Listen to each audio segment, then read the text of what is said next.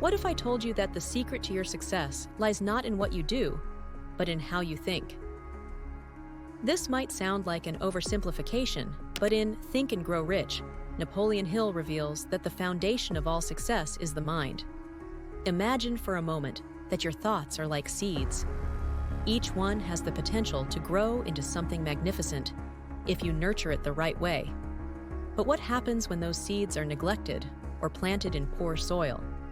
They wither and die, never realizing their potential. Hill's timeless book is about cultivating the right thoughts, those that lead to success, and turning them into actions that yield extraordinary results.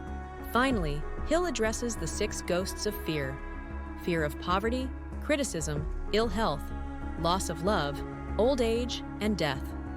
These fears, he argues, are the greatest barriers to success. Hill shares a personal story about his son, who was born without ears and was told he would never hear or speak. Hill refused to accept this, and through persistence and positive thinking, his son developed the ability to hear partially and went on to lead a successful life. This story illustrates that by confronting and overcoming our fears, we can achieve our greatest desires. In conclusion, Think and Grow Rich teaches that success begins in the mind. By cultivating positive thoughts and beliefs, acquiring specialized knowledge, using imagination, making decisive plans, and surrounding yourself with the right people, you can transform your life. Hill's book remains a powerful guide to achieving your goals, reminding us that by changing our thoughts, we can indeed change our lives.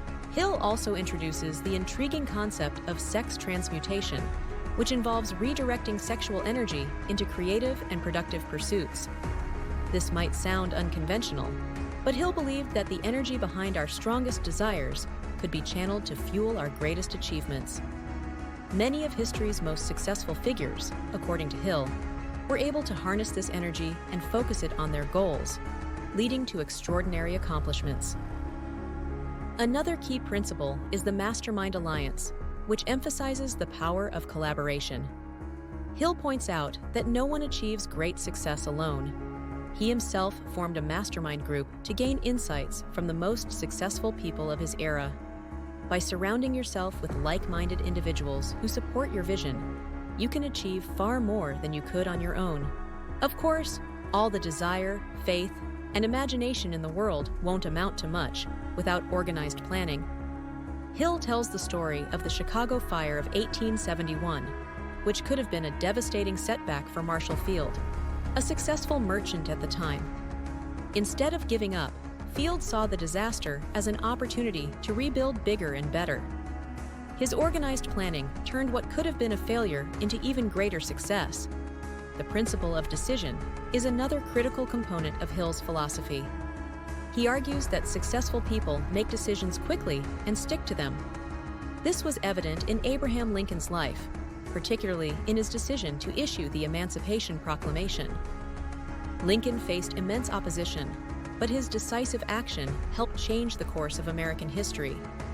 Hill explains that the ability to make decisions and stand by them is a trait shared by all successful people. One of the most powerful tools Hill discusses is imagination. He argues that everything created by man first existed as a thought, a product of imagination. There are countless stories of individuals who used their imagination to see possibilities where others saw none. Marconi, the inventor of the radio, is a prime example. People thought he was crazy for believing that voices could be transmitted through the air without wires. But Marconi's imagination was not bound by the limitations of what was known. It was free to explore what could be. His invention changed the world and made him incredibly successful. Hill doesn't just stop at belief. He discusses the importance of specialized knowledge. In a world full of generalists, it's the specialists who often stand out. Think about Thomas Edison again.